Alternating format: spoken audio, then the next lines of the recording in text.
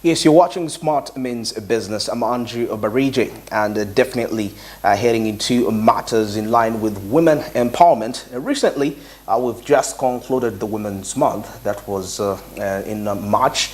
Was of course the peak of it all being the 8th of that particular month, discussing quite women's participation in business and so many more aspects of career. But of course, it's according to the entire series of the discussions we actually carried out, we got to realize that women seem to be a little bit left out behind, getting to realize that most of the micro enterprises that are run by women tend not to grow as efficiently as how they ought to. The stagnation and all, so many more factors in line with that. And part of the key factors were in line with the collateral, the fact that women sometimes are not empowered when it comes to access to collateral. But of course, that is quite related to culture-related backgrounds of the different societies in the country, Uganda. Well, today we are getting into the depth of this, and with me in studio, I have Dr. Diana Ndagire Ntamu. Is the Director Entrepreneurship Innovation that is at Makerere University Business School, and of course that is the core of business institute in the country Uganda. And we're here to break down this whole aspect about women entrepreneurship and ensuring that actually we see women businesses, women-led enterprises grow. Good morning, madam. It's a pleasure to have you in the show. Good morning. I'm happy to be here this morning. Well, and you see, when we had a couple of series of, since we had the Women's Week, the Women's Month, which we've just concluded, we had quite so many seeing women in different aspects, innovation and all that. But to my observation, it's been realized that we know that the small and intermediary enterprises constitute the biggest percentage when it comes to our economy. But the sad bit of it is that the micro seem to be, of course, women-led and even youth, actually, but of course women in that perspective. Probably we could have a line in that discussion. What could be the reason for that statistic? Okay, so first of all, I'm very happy to be here, and also, most importantly, talking about a subject that I'm very passionate about, entrepreneurship and women. Exactly. So at MOVES, Entrepreneurship Innovation and Incubation Center, we have been fostering entrepreneurship for a long time. Since 1998, we have been in this space. We realized that micro and small businesses were making a great contribution, but most importantly, they were also helping women to be able to do something. Yes. But of course, what is worrisome is the fact that most of these businesses are run by women and they don't seem to transit. Exactly. They don't seem to move. Micro is less than, five exactly. In a year, they'll make 10 million shillings. So if you go back and determine how much they make a month, it's much less, it's peanuts. So these micro enterprises are good because they get women to earn something, but also women they have to work around a number of barriers as they run these businesses. Okay. So one of the things is that, and by the way, we have conducted a study, on micro enterprises run by women, trying to understand where is the challenge, where is the problem. First and foremost, women, they do care work. Care work. Care work means that they have a family. Okay. They have to take care of the family before they think about going to start working. Imagine the woman has a husband, if she is married, then she has children. She has to ensure if they go to school that they are prepared to go to school and that she's taking care of the husband before she goes to business. Okay. Now, imagine this woman is competing with somebody, a gentleman, a young person somewhere, who just wakes up in the morning and goes to run their business. Yeah. They have all the time. They'll think, they'll take decisions, they'll find opportunities and exploit them, and at the end of the day have their business moving from where it is to something else. And remember, this woman has left home, maybe not very early, and then she'll go to work, and then she has to make sure that she's back home. On time, again, to prepare the dinner and everything. And sometimes, by the way, they don't even have the privilege to do that because of the conditions, because each woman is running their journey. So some of them are not even able to take care of the family. So you can imagine that dynamic already makes it difficult for a woman to succeed. To dedicate to the business. Businesses need time. Absolutely. I can tell you that a business needs time. You need to give it time, you need to think, you need to see and observe what is happening, and then be able to grow it and develop it. So that's why this business will remain that way. Micro. Time. So time factor. 2, we have also found that a number of women do not have the way they think about their business. Okay, mindset. In our study, we found that most of the women were saying, I'm doing a small thing, I'm running a small thing. Okay. They did not see opportunity for growth. They were not able to see what else they could do. And these are women we spoke to in markets. Okay. We did a study in 17 markets in Kampala and Greater Kampala. Okay. We spoke to women and we found that they did not think about growing their business. The business was, it would give them some day-to-day survival. They would survive and that's it. So when we asked the question, if they had growth aspirations, if they thought about other opportunities, it was not something that they seriously thought about. I want to tell you that growing a business is deliberate. You think about it, and you work at it. Okay, so there is that as well. But of course, the women have also mentioned to us that they did have challenges accessing finance. I mean, that has been around and we know it. We know it. So access to finance required them to also have certain things in place. For example, those that thought their businesses were small were not even keeping records. And if you don't keep records, who's going to lend you their money? Absolutely. Because they need to know how your business is performing for them to be able to make certain projections and be sure that you are going to be able to pay back, that your business is growing, it is generating revenue, and so it has the potential to grow. So some of them would say, mine is a very small business, I don't see a reason why I should keep records, and if you don't keep records, then how are you going to access finance? So one, access to finance, you must have records, but also we see historically our women do not own property as such. Collateral, most women do not have property that they can they can use to find a loan, because collateral in any form. Okay, so because I know that financial institutions have also innovated around collateral, so they have different forms of collateral, but the women are not able to do that. So the women also had, some of the women also do not have business knowledge and skills. People start a business because somebody has given them money, or the conditions have pushed them to start without prior knowledge, without training, without mentorship. So this person is running a business they do not have an idea about. So that and a number of challenges, but those were the major ones that we identified. And if you do not have the skills to know to run a business, for example, how do I source my products? How do I find cheap sources of raw materials? How do I manage my customers, for example? How do I keep records? How do I manage finances? How do I market my products? How do I brand my products? How do I manage quality? You see? So you'll keep running a small thing which doesn't grow because your customer base is not growing because you're not doing certain things right. So those are some of the reasons why we continue to see our women doing what they're doing. But the good thing is that at Makerere University Business School currently, we are working with other institutions to support these women. We are working with the Ministry of Gender, Labor and Social Development and the Generating Growth Opportunities for Women Enterprises GROW project to accelerate women, to get women to move from where they are, from micro to small enterprises. And what has happened with the GROW project is that MOOBS was selected to develop a training curriculum. So we have developed a wonderful training program for women in Uganda. The project is going to be implemented in 135 districts in Uganda and 11 cities. And what we have done is to develop a training curriculum because we understand the needs of the women. We understand the challenges, the gaps that are existent in their businesses. So we already are in the training, we are talking about mindset. Mindset change. We think as entrepreneurs.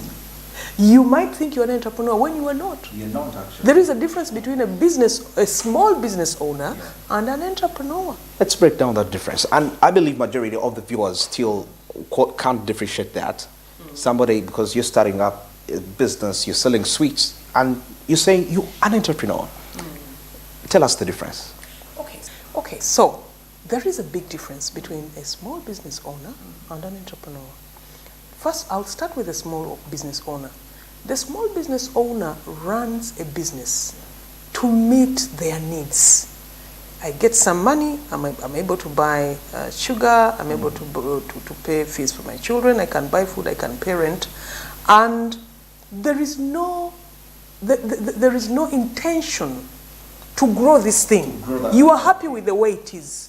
You open in the morning, you will come late. You will even say that for me, I start work at 10. You do not know that there are people who come to buy stuff in the morning. Exactly. And then you can take care of those, and then you can say that I'll be available, and then you can also take care of your customer needs. Exactly. So normally with a small business owner, there is no, we don't see any aspect of innovation. We don't see this person being creative. We don't see a customer orientation sometimes. I don't know if you know, in your village, wherever you come from, that little shop that you saw when you were growing up, when you go back, it is the same. Absolutely, you're very right on that. That is a small business owner. But the entrepreneur, the guy you left in the village with a shop, today has a building. He has put up a structure. They've possibly put up a restaurant. Maybe there is a bar. Why? The entrepreneur is obsessed with opportunity. They keep looking to see, what can I do? What else can I do? What are the other needs of my customers? And then you actually find them starting something else. You will also find them doing something new and different. You find this person telling you, I opened this shop at 6 a.m. because I know in the morning there is an opportunity for me to sell to the kids who are going to school, to the people who are going to work very early in the morning. And in the evening, there are people who come late, and then you find this person changing.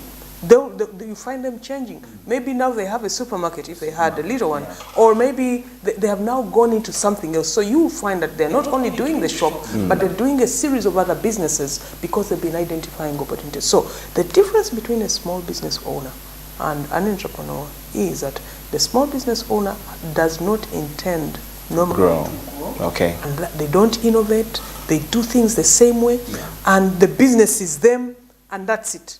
But now the entrepreneur has aspirations to grow.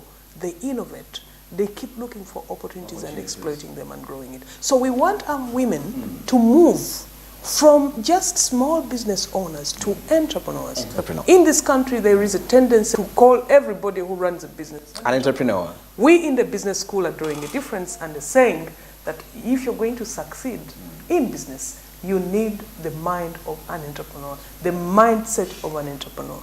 Very interesting. Now, Doctor, you can tell us something in line with the tailoring of the education structure at the institute, away from the curriculum you've designed in about 135. You mentioned 135 districts. Where Districts. we're going to deliver the training. Yes. Yeah. Where the training will be delivered.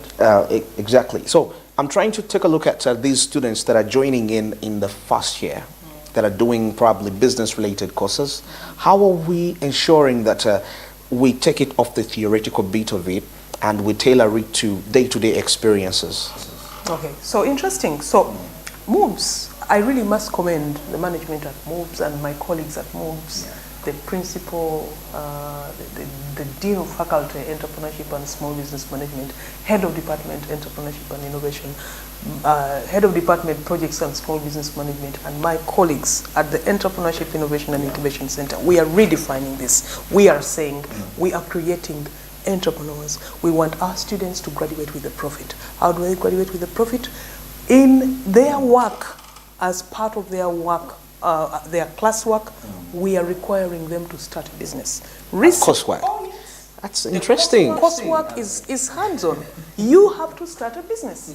And when you start a business, by the way, at the faculty, the student starts a business and they are mentored by their lecturer. They are mentored by the lecturer. And we recently had a wonderful exhibition. Our students had businesses. Okay. They were doing amazing things. They were making money. And I said, we can do it. We can do it. So these students are starting businesses while they're still in school, and they graduate with a profit. Okay? Interesting. When they do that, they come to our center, because our center links the university with the outside world. We work with the public sector, we work with the private sector, and other institutions that support entrepreneurs. Yeah. So we now get this student and continue to work with them on that business to get them to understand it better, for them to build a business model that will get the business running soundly. Okay. So you can see that at MOOBS, we are already committed and we have already taken steps to say our students will graduate with a business. How long has this been going on? We've been working with students at the center, for example, since 2009. We have had a business plan competition. Oh. The students come with ideas, they compete, they write a business plan, and we select the best 5, and we work with them. We give them some money, we support them. Yeah. But we have also been working with now at the faculty, the one I just told you about, started about 2 years ago. And so the faculty and the center are together working very hard to ensure that these students are well supported, and we link them to other actors in the entrepreneurial ecosystem where they can find other resources which we may not have at MOOBS, so they can run these businesses. Very, very interesting. Maybe before we get into the break, something in terms of, business and mentorship are so together. I believe if somebody is aspiring to be an entrepreneur, they ought to have a mentor. To what degree are these, now for instance, now we're talking about women, whereby they're exposed to people that have gone beyond, that have run businesses in this country, that are renowned. Do we find some time to have sessions or workshops for them Certainly. At our Entrepreneurship Innovation and Incubation Center, we run a mentorship program. And in this mentorship program, we have we have identified mentors who work with entrepreneurs. Okay. I'll tell you that the journey of entrepreneurship is complex. It is dynamic. It is not a straight line.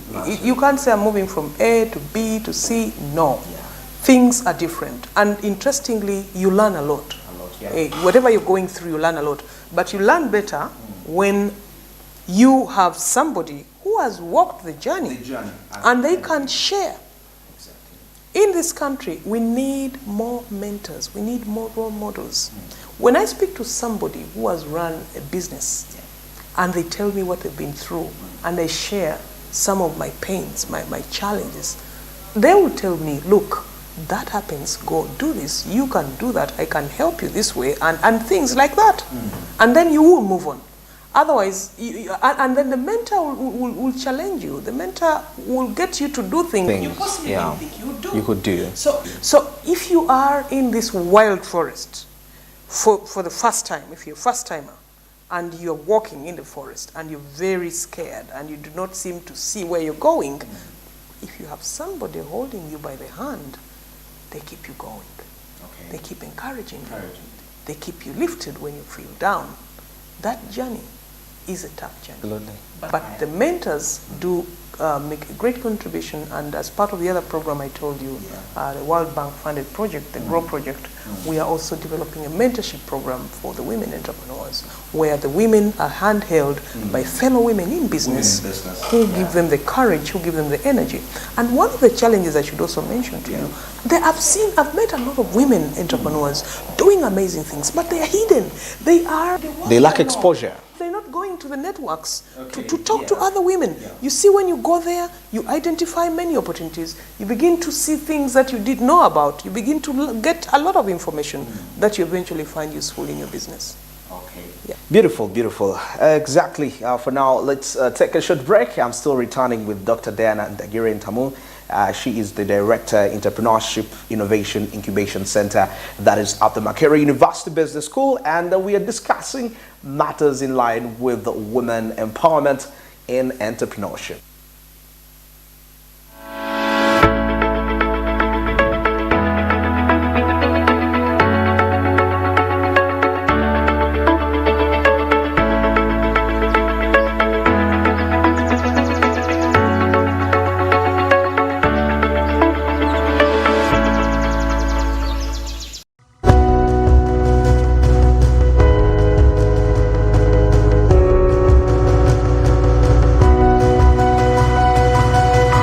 Smart 24, driving business. It is very much well known that the Apple Vision Pro virtual reality headset has been launched to the market. The Apple Vision Pro virtual reality headset is now on sale at all US Apple Store locations and the online Apple stores. Now, its launch, ladies and gentlemen, come with morning after reported fiscal first quarter results that exceeded revenue and earnings estimates. Now, the CEO of Apple, Tim Cook, stood by the Vision's Pro pricing, and he says that the pricing will start at $3,500, and then he continues to say that the price has been well leveled considering the value of the virtual reality headsets. Now, people can spread their payments widely and over time, but the essence of Apple is to ensure affordability at different levels. And then they continue to mention that the financing plan that buyers can choose is, however, determined as its chock full house of invention, which is already labeled at 5,000 patents on it. Now, CEO Tim Cook continues to think that the price has been well leveled considering the value of the virtual reality headset glasses. But considering the Apple's earnings, Cook said that Vision Pro is also being embraced as an enterprise product, and they're already citing companies that can already work with them, including Walmart, including Nike, Vanguard, Stryker, Bloomberg, and SAP, that have started already leveraging and investing in the headset as a platform for customers and even their workers to start using these gadgets to ensure that they have work efficiency. Now, Cook on Thursday continues to believe that Apple can remain both a consumer and enterprise-focused company going forward, with the Vision Pro now among its best offerings, considering the gadget's ton of use cases. And he continues to say that this very virtual pro reality headset has more than 600 applications and games that are available on the headset that are specifically designed to provide a spatial computing experience. Now, on this very day, Thursday, which was last week, the CEO continued to reveal a first quarter results that exceeded revenue and earnings estimates. Now, when it comes to Apple's wearable businesses, which are also known as other products, now these have beaten the expectations that have seen 11% decline in sales. However, the Vision Pro has joined the Apple Watch. The Vision Pro has joined AirPods in the wearables category. Though, ladies and gentlemen, it is very much well known that the analysts don't predict that the headset will initially drive a significant amount of revenue. Ladies and gentlemen, what happens to the Apple Vision Pro while in the market? Do we see sustainability of it being in the market? Give me your comments. Let's hear what you have to say about this. Thank you so much for being a part of this month's Tech Bite. Take care.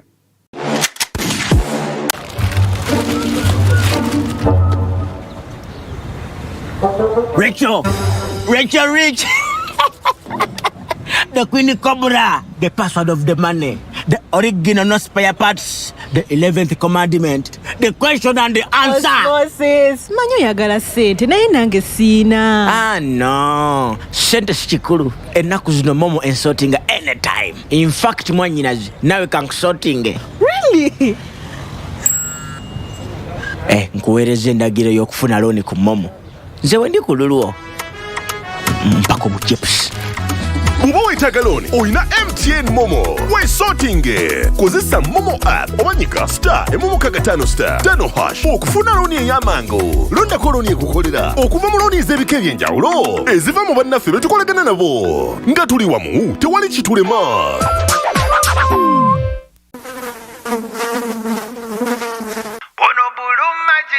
Bulu magic is my joy. Ono bulu magic wange. Ayo Naraba kumabala atukuza nonyirira okirako enyange. Tayisa bubi fabriki kyonna kyekiri kigwa lwa bulu magic. Bulu magic is my choice. Ono bulu magic ye wange. And bulu magic is my choice. Hey, ono bulu magic ye wange. Luxury redefined at Seasand Hotel as you indulge in the splendor of elegant living fit for the royalty that you are. Step into comfort, pampering and blissful customer-centric service as you select from our range of comfy exquisite living quarters furnished to meet with your royal preference. Surrounded by scenic beauty, our tropical setting allows you to escape the glamorous ordeal of city life. Our ambient green gardens will guide you to a place of revitalizing rest. The 3-star restaurant caters to your palate, serving your choice menu ranging from exotic cuisines to local delicacies. Our chefs will serve you full-course meals for a truly out-of-this-world culinary experience. Our fully stocked bar to whet your throat, from renowned global brand whisks, brandies, gins, beers and wines to our locally celebrated beverages, you will not lack for any brewage. It's an all-new experience in the East at Seasand Hotel. So visit today at plot 15 to 19 Spire Road, Ginger, or contact us on +256 751 719 960 and +256 785 354 614 for reservations. Seasand Hotels, luxury redefined.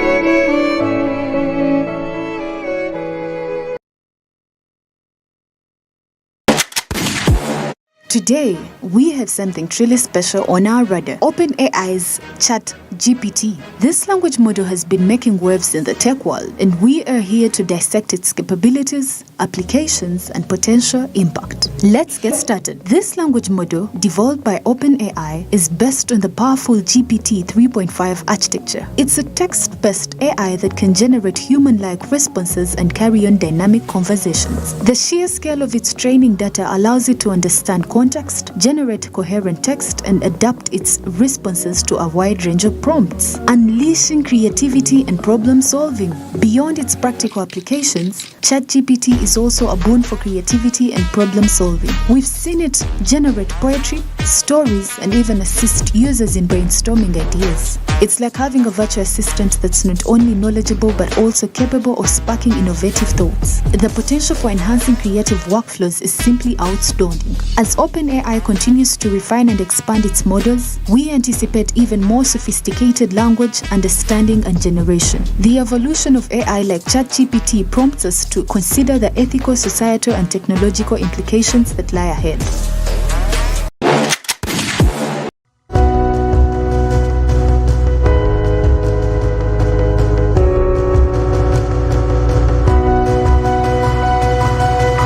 Smart 24, driving business.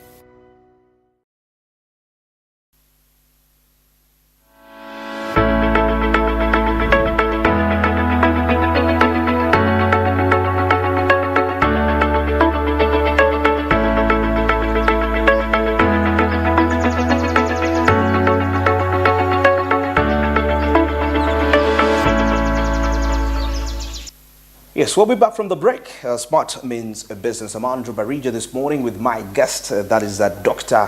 Diana Ndagiren Tamu. Is the Director Entrepreneurship Innovation Incubation Center at the Makerere University Business School, and we are breaking down matters to do with women empowerment, and most especially when it comes to the line of entrepreneurship. Doctor, now, something the viewers would love to know in line with the approach you've, embarked on in terms of reaching out, the unusual ways of reaching out to the entrepreneurs, most especially now in line here, we're discussing women. Okay, so the first thing we've done is to say, where are the women entrepreneurs? Majority of the women entrepreneurs are running micro enterprises. Where are these micro enterprises? Where? They are in markets. Most of the micro enterprises are run by women in the markets. When you go to the markets, the biggest percentage of the population is women. Women. So we say, okay, what do we do with the women? So at the Entrepreneurship Innovation and Incubation Center, we have the concept of the business clinic. Okay. You have had you know a clinic. Exactly. When you fall sick, you go and you see a doctor, they diagnose and prescribe proper medication for you to get well. So we do a business clinic. And because we know that not all the women will be able to come to a university, some of them feel intimidated by the university, we go to them. So the doctors, ours is a mobile clinic. Okay. We reach out to the women by moving away from the university and going to these markets and meeting with the women. We have also identified women groups. We have also identified women who have formed themselves into groups, and we have been working with them. So we work with them for a period of we work with a particular group for a period of 3 months. Okay, we identify the group, we go and speak to them, we interact with them, establish what their challenges are, and then our business experts begin to work with them, guiding them and helping them. And normally, because we keep a database, we are able to also link those women to our other networks. So you can see that we get out to the women and the entrepreneur at the grassroots, because we also know that these women cannot afford these services, because in the market we have entrepreneurship support organizations which provide these services and which you can access at a fee. And we know that these women cannot really afford the fees. So we go to them. That is part of what we've done. The other thing we've done in supporting women is to work with organizations who are also interested in women. Okay. So I can tell you that in this area where we foster entrepreneurship, you're able to find other institutions who think the way you do, who want to achieve the same goals, with whom you share a purpose, and then you work together. So we have been privileged to work with the Ministry of Gender, Labor and Social Development, supported by the World Bank, in the GROW project, to say, let us develop a training program.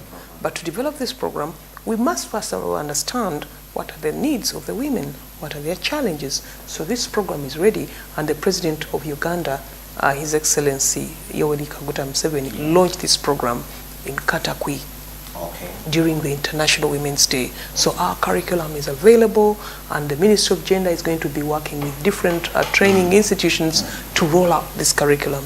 We have also worked with the NSSF High Innovator Program with another partner called Outbox, and an acceleration program. They are also looking out for women who are running a business, but also help in their business, they're able to create social impact. So we are also working with NSSF High Innovator and Outbox to support women. So we do partner with institutions who are like-minded, but then we also go out to the women. We also have every Thursday, our MOOBS Entrepreneurship Innovation and Incubation Center runs a Zoom session. Every Thursday? Every Thursday. 7 a.m. to 8 a.m. We have somebody talking to entrepreneurs who include women. Whereas it is not specifically targeting women, we send it out to women groups and encourage them. So we are doing that. We are also doing research at the center to understand women entrepreneurship. So our research is also helping us to understand how best we can support women entrepreneurs in Uganda. Very beautiful. Now, based on all those initiatives that you are undertaking, have we started to experience some impact?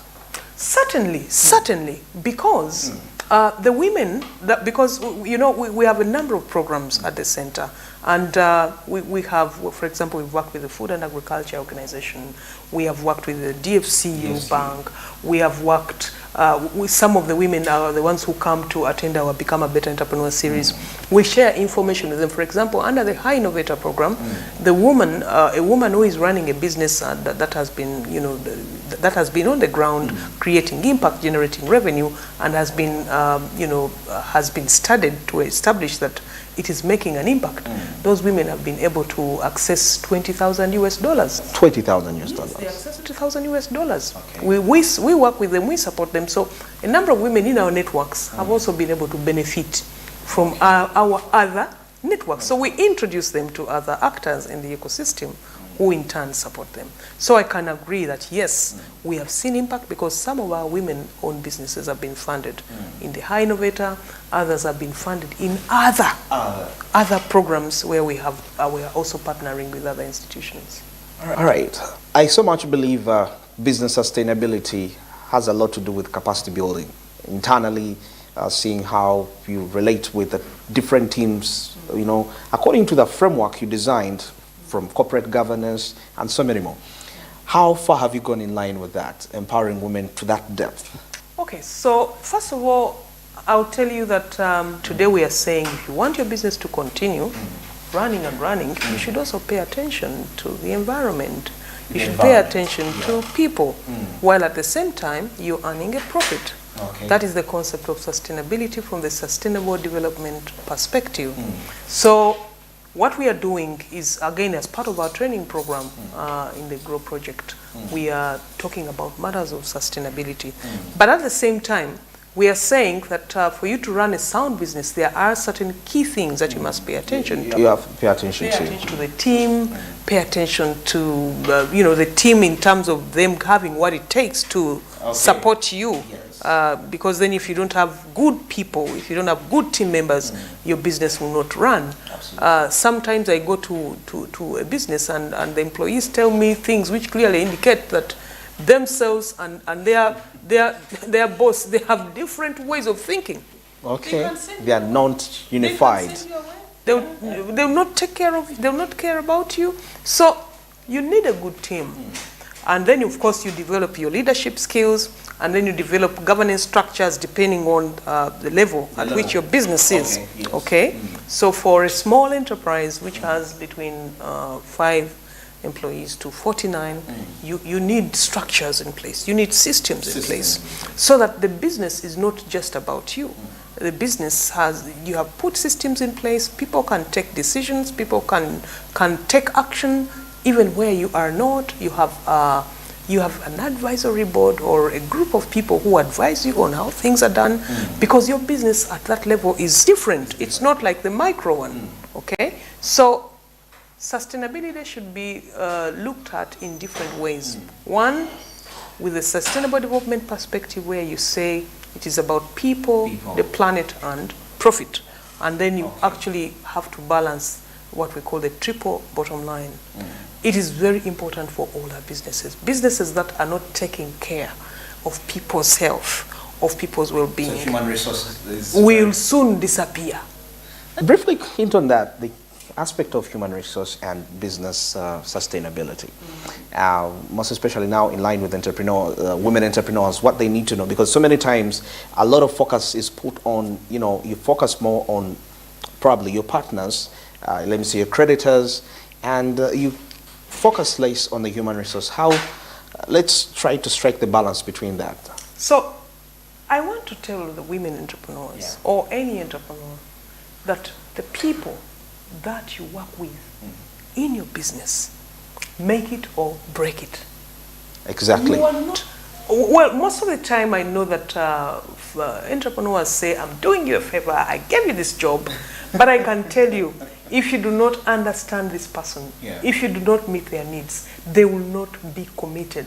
They will not be passionate. They will send away your customers. In case the business is not making enough profit, we're talking about such instances whereby you have to pay the human resource because they have to be available to your business, but then you're not profiting and it's now 4 years down the road. Let me me just take you back to COVID-19. Yeah. I think COVID-19 gives us a very good example. scenario. COVID set in, business went down. I mean, people had to close, people had to go home, they could not reach customers, and it was very, very difficult.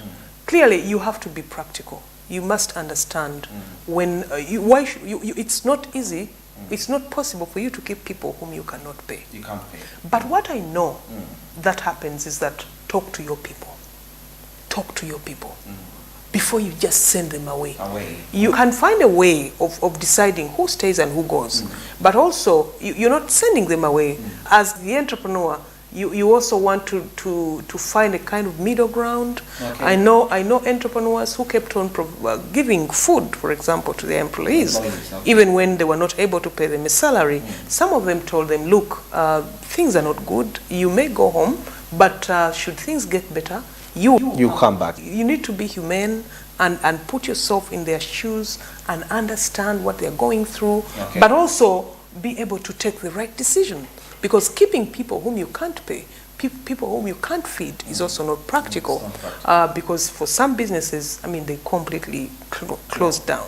So to me, it is about understanding the people that you have, choosing and saying, maybe I can keep a few people. And when the business is not doing well, maybe you don't need everybody to come in. You don't need everybody. But also, maybe you're not sending them away, but promising things get better, or encouraging them to find something else to do. Okay. Yes. Very interesting. Now, on that line, it gets me back to the aspect. Let's talk about capital mobilization on the side of women, which we saw the fact that based on the cultural backgrounds, they find it hard to access loans because they can't back them up with the collateral, which few are able to actually access. But we can always find alternatives. There are alternatives, and I'm telling the women out there, it is always very important to be informed, to understand, because the loan is not the only way to find money for your business. You can find money from your friends, you can find money from your family, you can also find money, depending on the nature of your business. There are grants, there are institutions which are giving grants, small amounts of money to women who are doing unique things. Today there is a big focus on keeping our environment, focusing on saving the planet, focusing on products that are helping people live healthier. If you're doing that kind of business, or if you can pivot and get your business to do that, you can be able to access some money. Then also, you can access money from institutions that specifically support women entrepreneurs. For example, under the GROW project, there is going to be money that can be accessed by women at much lower interest rates.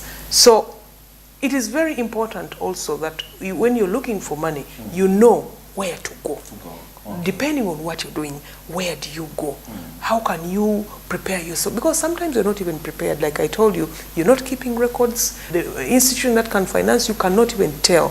There is no history about your business. Then also, I want to emphasize this. Sometimes it is not even the money that you need. Sometimes it is the business that you have to rethink. Oh, yes. Okay. So it comes in line with what business idea are you proposing? What are you doing? Because sometimes we run to look for the money when the problem is something else. Are you doing the right business? Okay, are you running the right business? Does the business work? Because you will get the money. You will inject the money in the business, and the business will still not work. Okay. Work. So we also always need to think about the value proposition in our business. Are we meeting the needs of a customer out there who has some pain, so that even when I borrow money and I inject it in the business, it will continue to work? Okay? Yes. Very interesting. Now that brings me back to the line of the possible ventures where women can position themselves to, they can put the entire resources in. You've mentioned something in line today. There are top discussions around to save the planet. How effective can women position themselves in that sector? Amazing opportunities. There is so much that women can do. There is the area of renewable energy. Renewable energy. Today we are looking at efficient cooking technologies, light, and things like that. Women too can get into that. I know some women are doing cook stoves. There are people who do charcoal briquettes. There are people who do, all sorts of things. Let me tell you, ladies and gentlemen, there is so much opportunity in the renewable energy sector. Climate smart agriculture technologies, there is too much that can be done in terms of trying to save the environment, taking care of people, and then, of course, not forgetting that you need profits that will sustain. Your business. Okay. Maybe finally, as we wind this up, I wanted us to know, for the few initiatives that you've undertaken, what is the response of the women? Do they show the willingness to really take on this whole new, can I call it, this whole new aspect of doing business, from just being small business owners to entrepreneurs? Are they really embracing these initiatives positively? What's the turn-up like? The one thing I know about Ugandans, as has been already reported in different publications and spaces, Ugandans are highly entrepreneurial, including women. And what even shows is that the MasterCard Index 2020 indicated that women, there is an increase in entrepreneurial activity among women. We have seen an increase in the ownership of micro, small and medium enterprises among women. That already shows that the women are willing, the women want to run the business. What we need to fix further is when we start the businesses, are we small business owners or are we entrepreneurs? That's what we are trying to fix in our training program. Yeah. Interesting. Last remarks to the entrepreneurs. I want to share this with all the entrepreneurs out there. Entrepreneurship is a journey. It is always very important to keep focusing on the needs of your customer. The needs of your customer keep changing. It is important that we are alert to this. When we are alert to this, we keep discovering new opportunities that will move our businesses from where we are to the next. And lastly, I want to encourage you to embrace technology. Today we have artificial intelligence. It is completely redefining how we're doing things. Of late women are largely participating in financial technology. Oh yes, that's true. We have a number of women who have gone into the fintechs, and I believe again that the women are making a mark in that space. Okay. Yep. Thank you. My guest this morning has been Dr. Diana Ndangire Ntamo. He's the Director, Entrepreneurship Innovation Incubation Center, Makerere University Business School, and we've been breaking down matters in line with women entrepreneurship, empowering them, and how best women can actually be of great service to this country. Of course, we know that it's hard for any country to have relative development if women are excluded in the economy of that country. So this is quite important, and Makerere University Business School is definitely ensuring that this is a reality for the country, Uganda. Well, have yourselves a wonderful day. Good morning.